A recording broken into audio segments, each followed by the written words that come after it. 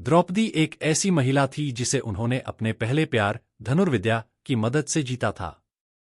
यह परीक्षा बहुत कठिन थी क्योंकि कर्ण और शल्य सहित कई योग्य योद्धा इसे पास करने में असफल रहे। जो चीजें आपको अपनी मेहनत से मिलती हैं, वे आमतौर पर आपको आसानी से मिलने वाली चीजों से ज्यादा प्रिय होती हैं। स्वयंवर के बाद जब सभी ने द्रौपदी को जिंदा जलाने की कोशिश की, तो वह उसके लिए खड़ा हुआ और उसने अपनी जान जोखिम में डालकर लड़ाई लड़ी, क्योंकि ऐसा उल्लेख किया गया है कि वह और कर्ण पागल हाथियों की तरह लड़े थे। जाहिर है कि अगर वह माता द्रौपदी की सुंदरता के लिए वासना थी, तो वह खुद को रोक सकता था और उन्हें आगे बढ़ने की अनुमति दे सकता था, क्योंकि वह अपनी पूरी ताकत से लड़ रहा था। यह एक उचित संकेत देता है कि वह एक सामान्य ब्राह्मण की तुलना में बहुत शक्तिशाली, कुशल और प्रतिभाशाली था। उसे अपनी नई दुल्हन की परवाह थी, अगर प्यार नहीं तो वह उसके लिए अपनी जान जोखिम में डालने के लिए तैयार था। जब द्रौपदी को उसके भाइयों में बांट दिया गया तो उसने विरोध नहीं किया। लेकिन हमें यह बात ध्यान में रखनी चाहिए कि अर्जुन में एकमात्र कमी यह थी कि वह पाप करने से डरता था। अपने बड़े भाई से पहले शादी करना और उन दिनों अपनी मां की आज्ञा न मानना पाप था। हालांकि इससे उसका मां से प्यार कभी कम नहीं हुआ। यहां महर्षि वेदव्यास ने अपनी भावनाओं का जिक्र नहीं किया, लेकिन बाद में युद्ध के 17वें दिन युधिष्ठिर के सामने उनके बयान से पता चलता है कि वे इस घटना से वाकई आहत थे। प्रेम केवल शारीरिक आकर्षण या किसी पर शारीरिक रूप से अधिकार जताने तक ही सीमित नहीं है। यह शारीरिक से कहीं अधिक भावनात्मक है। द्रौपदी के साथ उनका भावनात्मक बंधन उनके जटिल विवाह के बावजूद भी बरकरार था। इसलिए जो लोग यह दावा करते हैं कि ईर्ष्या और अधिकार की भावना से ग्रस्त अर्जुन ने द्रौपदी में रुचि खो दी और बाद में सुभद्रा में सांत्वना पाई, मैं उनसे बिल्कुल सहमत नहीं हूं। वह नर का अवतार था, आप उसे प्रेम में डूबे हुए व्यक्ति की तरह नहीं दिखा सकते। यह वास्तव में अनुचित है। वेदव्यास ने अपने युद्ध से भरे महाकाव्य में हमें पात्रों के निजी जीवन के बारे में बहुत कम जानकारी दी है। हालांकि उन्होंने अर्जुन और द्रौपदी के बीच के कुछ पलों का उल्लेख किया है और उनके शुद्ध और बिना शर्त वाले प्रेम की ओर संकेत किया है। कई मौकों पर द्रौपदी और केवल द्रौपदी को ही अर्जुन और केवल अर्जुन का प्यार, प्रेमिका या प्रिय पत्नी बताया गया है। आश्चर्यजनक रूप से न तो उन्होंने अर्जुन की अन्य पत्नियों को अपनी प्रेमिका के रूप में उल्लेख किया और न ही उन्होंने द्रौपदी को अन्य 4 पांडवों के लिए प्रेम के रूप में चित्रित किया, जैसे भीम का प्यार, नकुल का प्यार या कुछ और। जब वह स्वर्ग से वापस आता है और अपने सारे रत्न द्रौपदी को भेंट करता है, तो वेदव्यास स्पष्ट रूप से उसे अर्जुन का प्यार बताते हैं। हालांकि दिलचस्प बात यह है कि द्रौपदी को सुत्सोम की मां के रूप में उल्लेख किया गया था। अगर हम याद करें तो सुत्सोम द्रौपदी के भीम से पैदा हुए बेटे थे, अर्जुन से नहीं।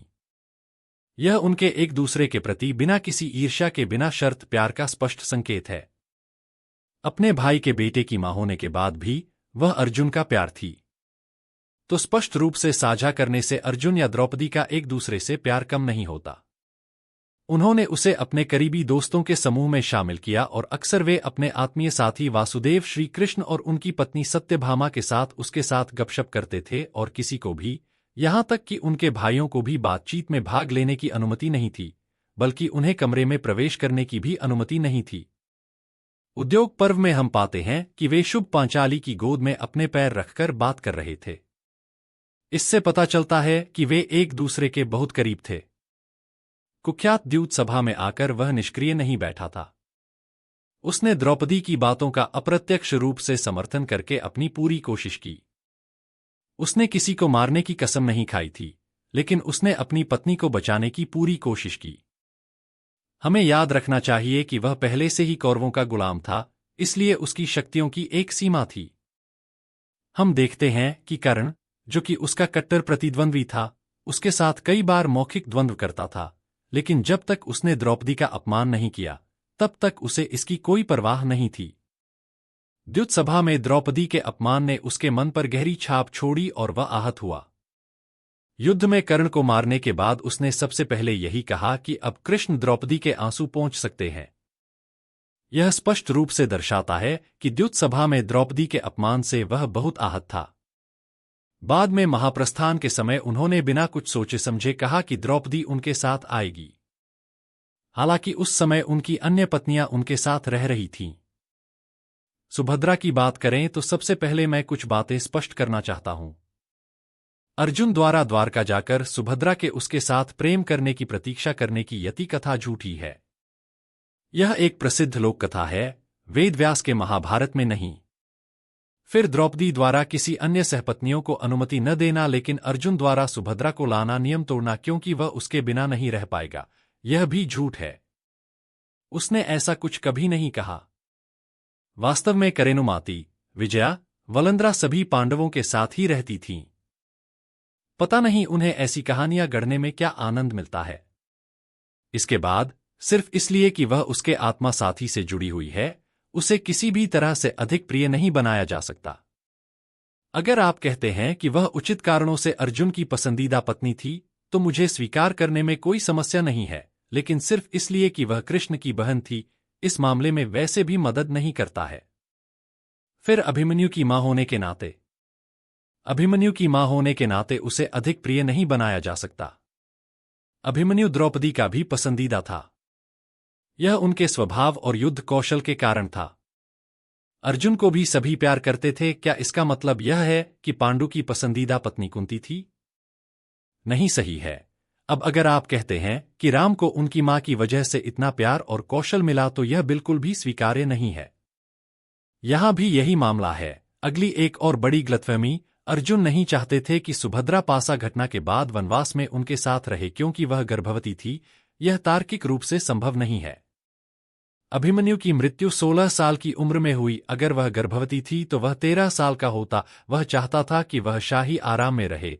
इसका मतलब यह नहीं है कि वह चाहता था कि द्रौपदी जंगल में संघर्ष करे और सुभद्रा महल में आराम करे। वह खुद दिल से एक घुमक्कड़ था। द्रौपदी ने अपने पतियों के साथ जाना चुना। वह सजा का हिस्सा नहीं थी। श्रुतकीर्ति की मृत्यु पर अर्जुन भी दुखी था। अभिमन्यु के लिए उसने जयद्रथ को मार डाला क्योंकि उसने उसके साथ विश्वासघात किया था।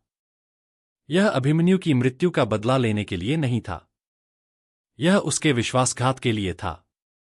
और अगर आपको लगता है कि यह अभिमन्यु के लिए था, तो सुभद्रा का यहां क्या लेना देना है? वास्तव में अभिमन्यु की मृत्यु पर विलाप करते हुए अर्जुन ने सुभद्रा के साथ द्रौपदी का सामना करने की बात कही थी। वह सुभद्रा की सुंदरता पर मोहित हो गया और उसने उसका अपहरण कर लिया। जो लोग कहते हैं कि उसने उसके लिए अपनी जान जोखिम में डाली, कृपया मुझे बताएं कि उसने अपनी जान जोखिम में कहाँ डाली। बोरी क्रिटिकल वर्शन में यह कहा गया है कि उसने उसे अपने रथ में उठाया और उड़ गया। बाद में उन्हें द्वारका में बुलाया गया और उन्होंने विवाह कर लिया। मुझे नहीं लगता कि रथ चलाने से उसकी जान जोखिम में पड़ी। और अभिमन्यु अगला राजा बनने जा रहा था, जो दर्शाता है कि उनके बीच सच्चा प्यार था। यह बहुत हास्यास्पद बात है।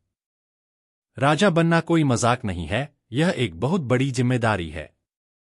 और अभिमन्यु अपनी खुद की योग्यताओं के कारण इसे सबसे अच्छे से संभालने में सक्षम था, न कि इसलिए कि वह सुभद्रा का बेटा था।